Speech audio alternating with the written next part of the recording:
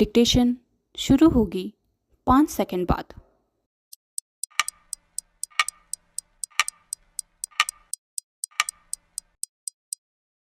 प्रधानमंत्री और उनके सहयोगियों के रूप में केंद्रीय मंत्रियों के शपथ ग्रहण के बाद जिस तरह बिना किसी देरी के उनके विभागों का बंटवारा हो गया और इस क्रम में कई प्रमुख मंत्रियों को उनके पुराने विभाग मिल गए, उससे यदि कुछ स्पष्ट हो रहा है तो यही कि भले ही नई सरकार गठबंधन सरकार हो, लेकिन उसमें प्रधानमंत्री मोदी की पूरी छाप है।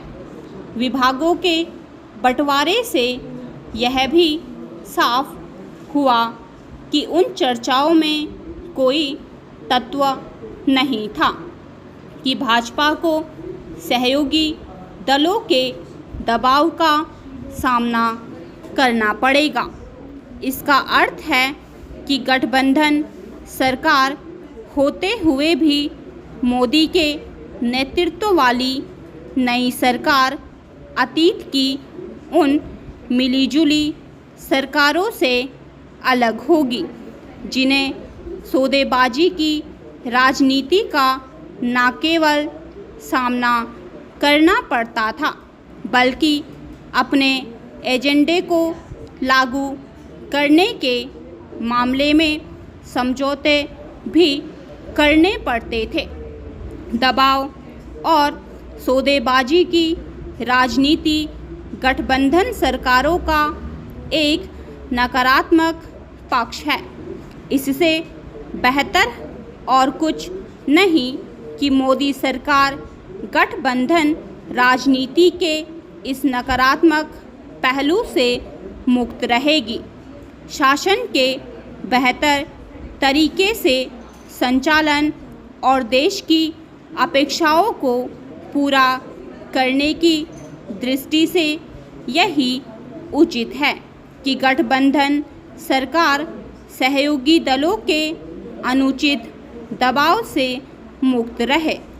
यह केवल गठबंधन सरकार का नेतृत्व करने वाले दल के ही हित में नहीं होता बल्कि सहयोगी दलों के भी हित में होता है, क्योंकि वे राष्ट्र निर्माण में सहभागी के रूप में देखे जाते हैं और क्षेत्रीय दल होते हुए देश भर में उनकी विश्वसनीयता बढ़ती है।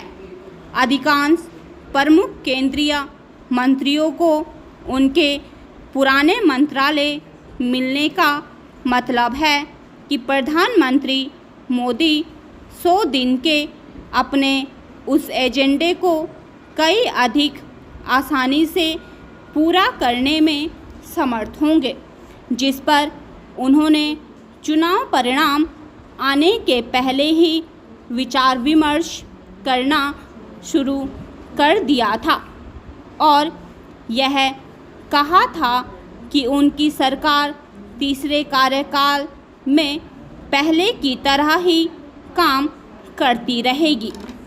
यह अच्छा है कि केंद्रीय मंत्रियों ने अपना कार्यभार संभालते ही अपनी प्राथमिकताओं को रेखांकित करना प्रारंभ कर दिया है, चूँकि वे इससे भली तरह अवगत हैं कि देश की जनता को उनसे क्या अपेक्षाएं हैं।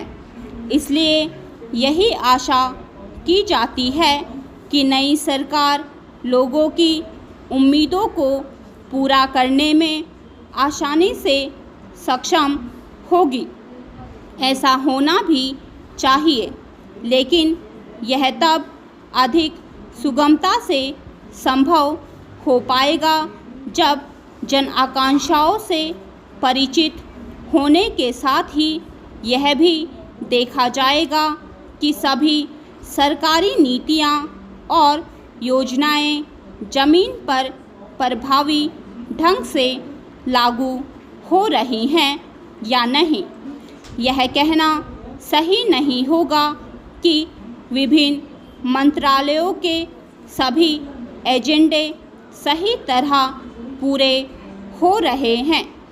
वास्तव में नई सरकार के कामकाज में निरंतरता के साथ ही यह भी आवश्यक है कि उसकी गति एवं गुणवत्ता बढ़े और यदि कहीं पर आवश्यक हो तो उसमें बिना किसी देरी के संशोधन परिवर्तन भी किया जाए।